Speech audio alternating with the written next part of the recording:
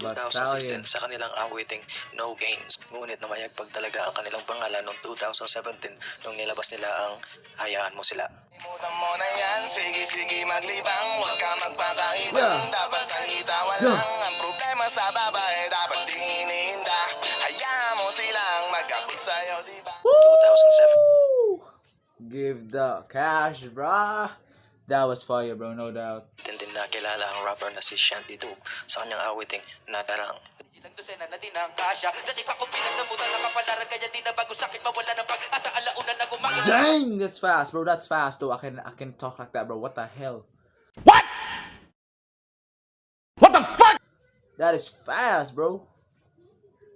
Tawagan mo na nagulit ako kapag hindi na kayo magkasama. It's still going, bro. It's still going. No, it's still going, bro. It's fast.